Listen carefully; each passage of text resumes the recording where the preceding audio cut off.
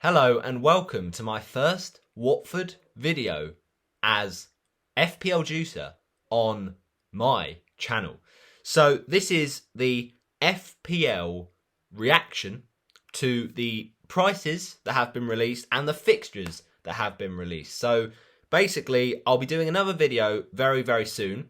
So get notification bell turned on for my first ever of the 2021 to 22 FPL draft. So my draft of my first team for the new season now that the game is out and it's launched.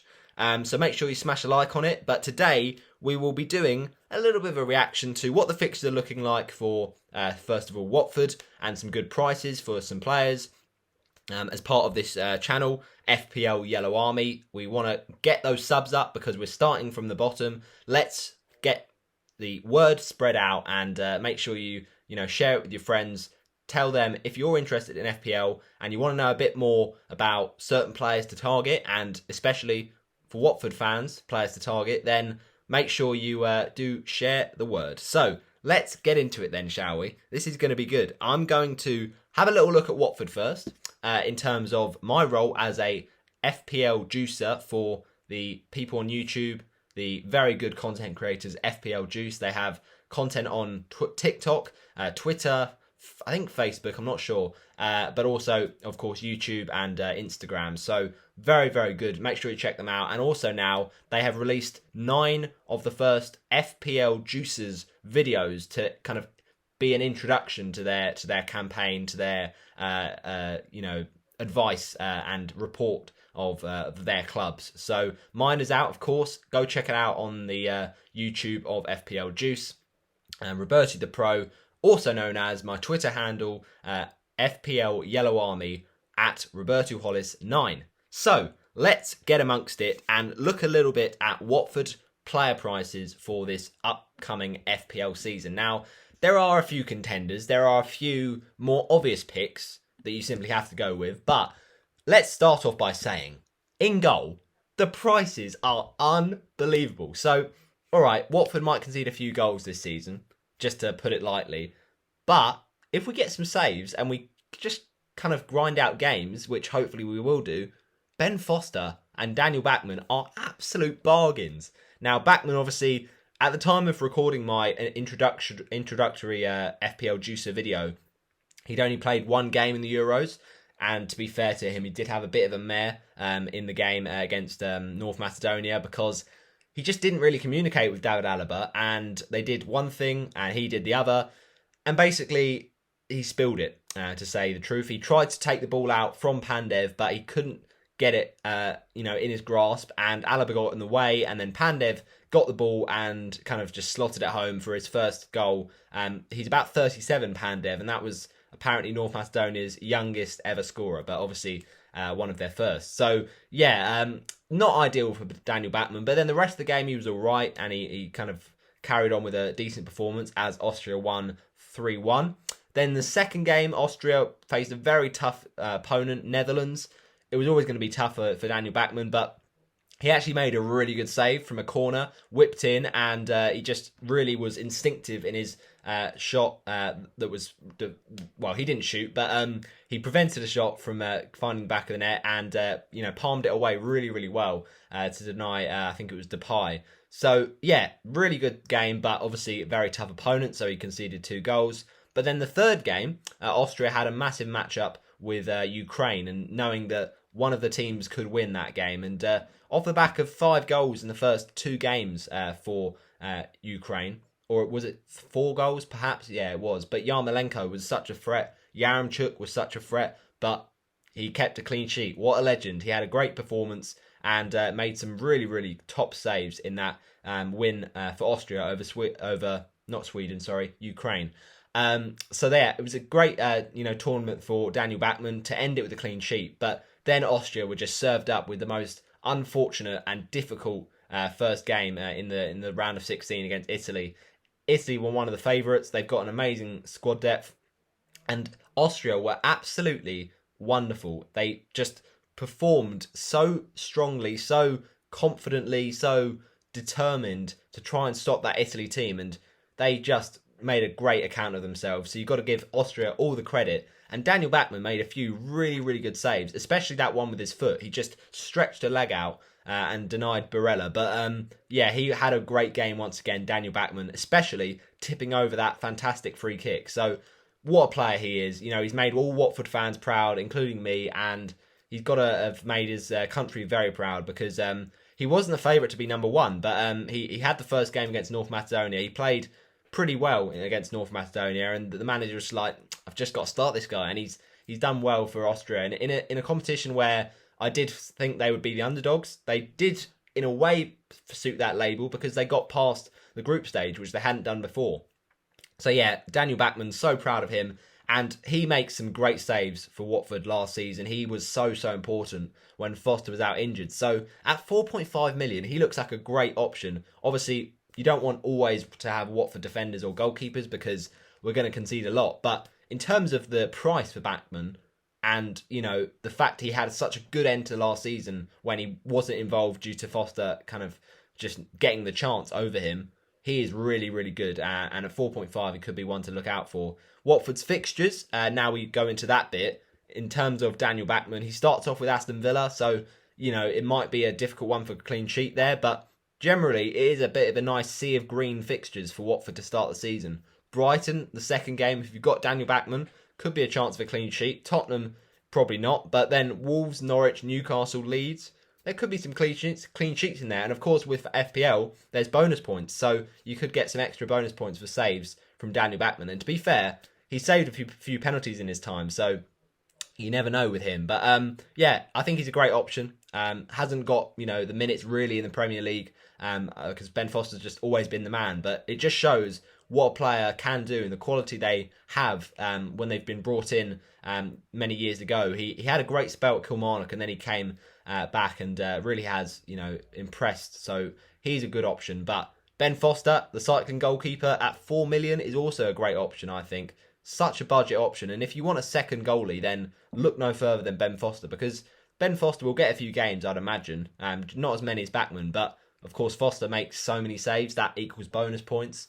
And, you know, it's just great entertainment value with his YouTube vlogs. He could even be looking at his FPL team and trying to pick his team with you, but he might have himself in his own team because he's so cheap. I don't know, but certainly a decent option, Ben Foster. So then let's look at some other noticeable prices. Danny Rose, of course, is one because coming in as a new signing, he was very experienced at Tottenham, you know, played for England a few times, to say the least. So, you know, he's a good option. He goes forward. He gets maybe some attacking returns. He scored quite a few goals for Tottenham.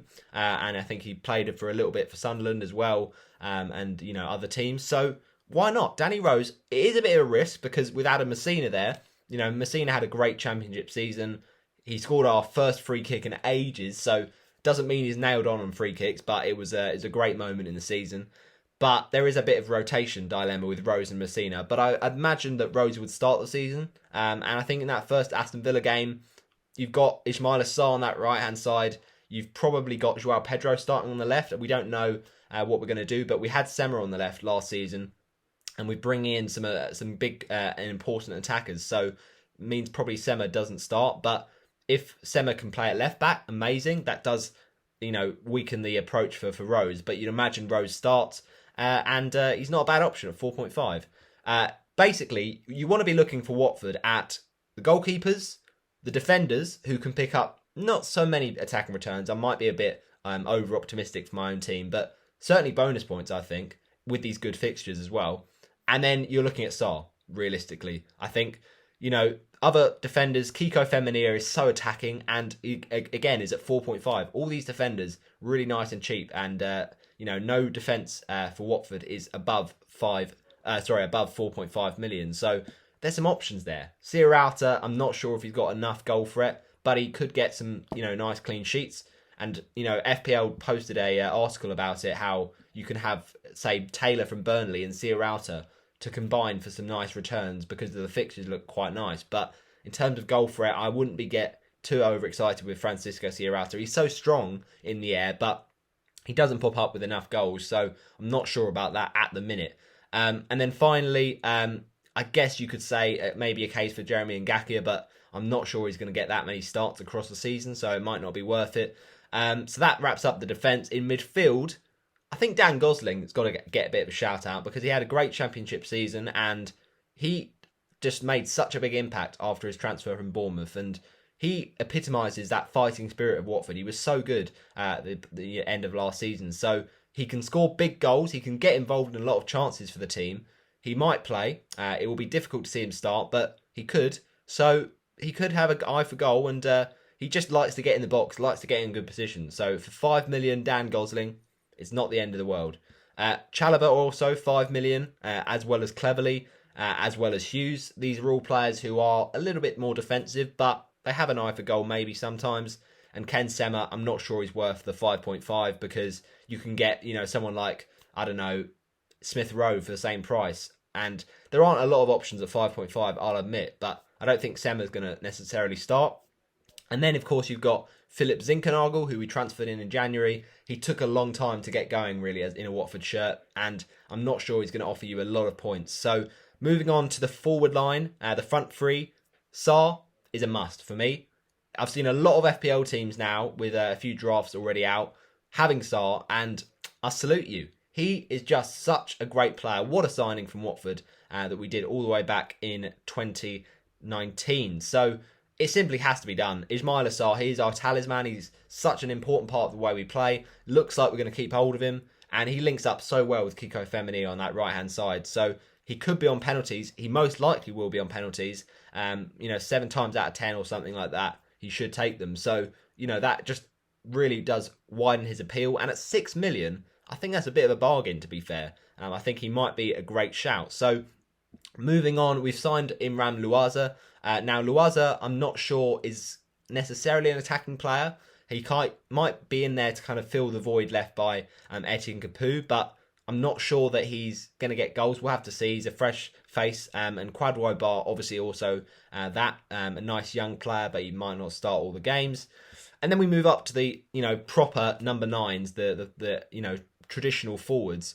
And with here, you've got a bit of a mix of, ideas, because with someone like Troy Deeney and Andre Gray, obviously they've done well in the past, but they're not going to do well this season, I don't think, because we mentioned already about Deeney running out of contract, and also with Stipe Perica, I'm not sure. To be honest, Stipe Perica is not going to get a lot of minutes. He might be a bargain at 4.5, and he scored on his first start against Bournemouth, but I don't think he will play. Andre Gray, obviously, is a difficult one to see him start because we just signed 2 forwards, Ashley Fletcher and Emmanuel Dennis. And Emmanuel Dennis, I think, is going to be the starting striker. He's a great player from Club Brugge, and I think he could be in goals. So, if you're willing to be bold, which a few people might be, then sign Emmanuel Dennis. At 5 million, that could be a real bargain for a starting striker for Watford. He could be the next Ismaila Sarr or the next Odion Ighalo if he gets on a good run. And with those fixtures, there is a bit of an opportunity with that.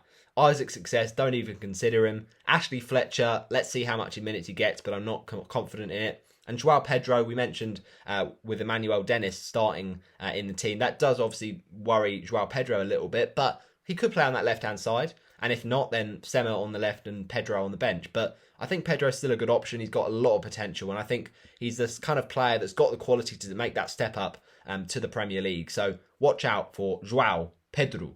So that is my team wrapped up basically in terms of, options. And I've actually seen a few people have Dennis, to be fair, at such a high profile player, 5 million. And, he scores goals, 0.4% selection right now, but I'm sure that'll go up. So yeah, there's some options for Watford, really, I have to say. But it's about how bold you are, basically. If you're a Watford fan, will you have 3 Watford players in there? I might do, to be fair, but I'm probably just too optimistic at this point. It will be a difficult season. But there's some good options, certainly in the defence, certainly in the goalkeeping cheap department, and of course Ismaila Sarr, what a player.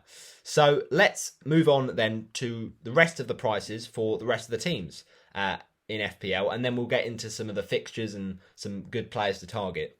So Bruno Fernandes, I think, has got to be the first one we talk about because he's the main man from last season. The most points scored, 244. Now, when you're making your FPL team, don't look too much and don't, prioritise too much how many points they scored last season. A lot of FPL managers do that, but I think it's a risk because you got to look at, stats from previous seasons. You've got to look at how good is a player and how good are their fixtures.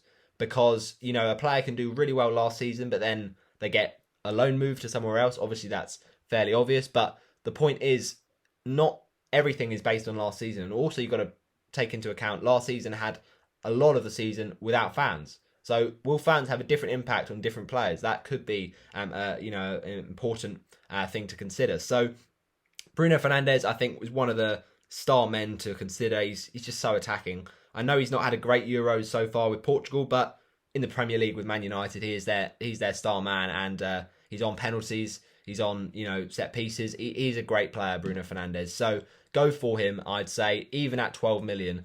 Harry Kane, though, at 12.5, I'm not sure you should go for it. If he goes to Man City, then he's got to be an option you think about, because at 12.5, you can just kind of structure your team around him because he's a goal machine. And with De Bruyne, just giving him those assists, it will be absolutely unbelievable.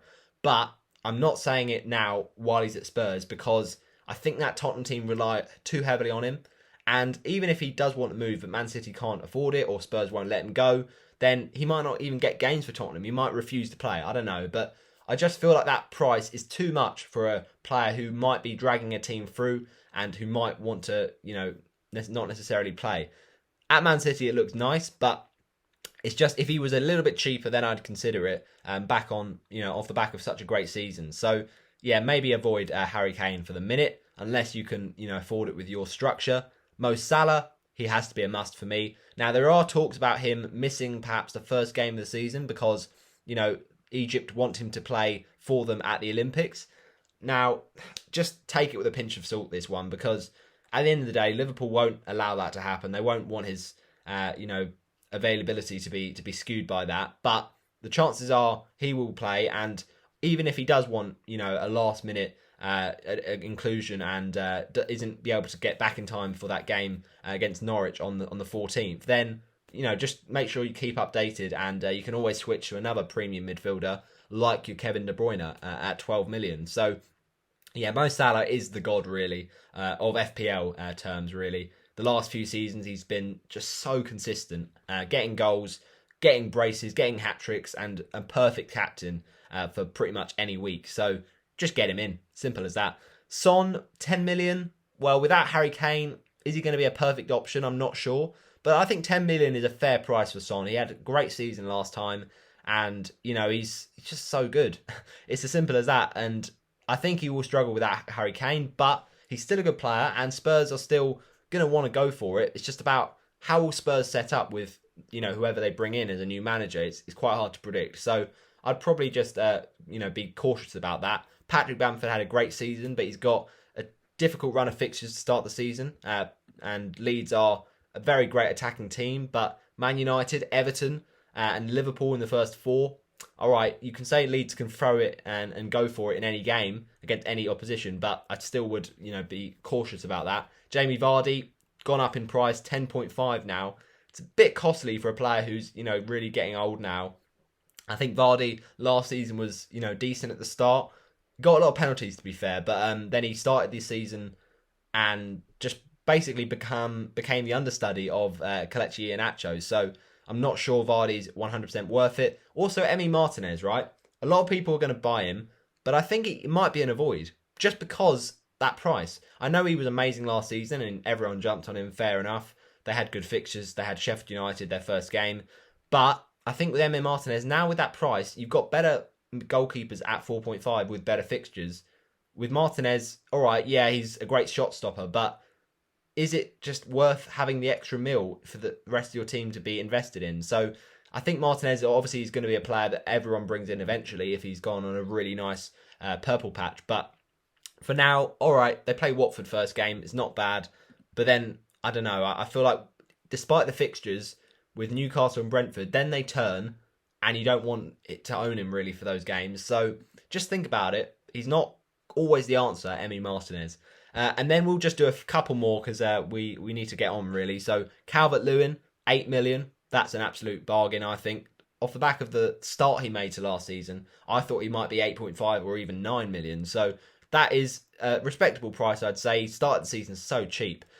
Also, we've got a little bit of Sadio Mane. Now, obviously, ended the season well. He's now the same price, though, as Kevin De Bruyne and Fernandes. So the fact is, 0.5 million is only the difference from him to Salah. So is it worth the change because Salah's on pens? It probably is with Sadio Mane. So he's great differential, Mane, but Salah's just better, isn't he? Let's be honest. Trent is 7.5, as we'd expect. A very premium midfield defender. He didn't have a great season last season, but he ended it really strong. And Robertson, once again, is 7 million. So another differential with Robertson, but I think Trent is just better. And then we've got a little bit of the forward line for Newcastle at Callum Wilson, 7.5 million. I thought he'd be a bit cheaper than that, to be fair. And then we've also got St. Maximan qualifying as a forward this season. Bit of a weird one. I wouldn't go for it, to be honest. 6.5, all right, it's okay, but nah. Then Chelsea, I would avoid Chelsea players because their fixtures are pretty tough. And Chilwell, to be fair, not bad for 6 million, but I just feel like that Tuchel tombola is too risky. And also with Man City, the Pep Roulette is absolutely brutal. So I wouldn't jump on it too early. And of course, Spurs face Man City first up, so it's not the perfect fixture. And then finally, we'll just end on a little bit of our midfielders. And Rafinha at 6.5 looks a bargain. He had a great season with Leeds last time. And, all right, I mentioned about how Leeds fixtures aren't that great. But Rafinha, he gets the extra point for a goal, gets the extra point for a clean sheet. It just looks perfect. So he might be a decent shout for the run-in. So the only other thing I would say to consider is about Europa League. Because teams like Arsenal don't have any European football. So they could be decent. Their players not necessarily going to run out of energy. Also Spurs, they're only in the Europa Conference, so that shouldn't impact them too much, you'd imagine. But without Harry Kane, will a lot of their options become unappealing, perhaps. But then the main thing to say is that teams in the Europa League, Leicester and West Ham, they might have a bit of fatigue because of those the games on Thursday night. So I think that is going to be a thing to factor in with Kelechi and Acho, Antonio, even people like in midfield, James Maddison, who, often plays for Leicester. He'll be playing game in, game out. So you've got to consider that and think maybe some other players who are more nailed on or more, willing to play those 90 minutes, play those longer duration of games. But that is my little look at prices and some main options to kind of talk about. And yeah, now all we'll do is have a little look at the fixtures and see how that looked going forward. So the first round of fixtures, I've got to say, are pretty nice if you have Mohamed Salah. Norwich away, he's got to be the captain if he is, be able to play in time. Brentford start with Arsenal, that's interesting. Arsenal didn't have a great season, but Brentford is a good first game. And Ivan Toney, if you want to get him, he could be solid. Man United Leeds, I think, is certainly a captain contender fixture because, there was goals in that fixture at Old Trafford. Bruno Fernandes or perhaps Rafinha could be options. And then we also have Burnley Brighton. I mean, that is going to be a bit of a stalemate, I'd imagine, but there's some cheap defenders for Brighton and their run of fixtures is actually a bit ridiculous. Let me talk to you about it now. So Burnley, all right, Watford, yeah, we're one of the promoted teams. We're always going to be a favourable fixture. Then Everton, meh, all right. Brentford, Leicester, Palace, Arsenal, Norwich. All right, it's not the worst thing in the world, but the first 3 games, you've got 2 promoted teams. That is, first 4 games, 2 promoted teams. That is pretty good for Brighton, and they did actually look quite good defensively last season. It was their goals that they were struggling with, but then Danny Welbeck came in and sorted that out. So, yeah, I feel like Brighton defensive double up, you could do it, but also with fixtures, you've got to look at Everton. They've got a great run of games, and Calvert-Lewin, I mentioned how he started the season so well. Southampton, Leeds, Brighton, Burnley, Villa, and Norwich. So they haven't got a single team from last season's top 6. Well, actually, yeah, from last season's top 6 until game week number 7. That is mad. So surely Calvert-Lewin's a must at this point. I don't know, but those are just my initial thoughts and fixtures and reaction to the fixtures. So Everton v Southampton, Palace against Chelsea is at Stamford Bridge. I don't think you'd want a Chelsea player because their fixtures are awful. Leicester Wolves, Watford Villa, Norwich Liverpool, Newcastle West Ham, and Spurs Man City. So that's my reaction to the Premier League fixtures. Make sure you smash a like on it, and I shall see you in the next one. Bye bye.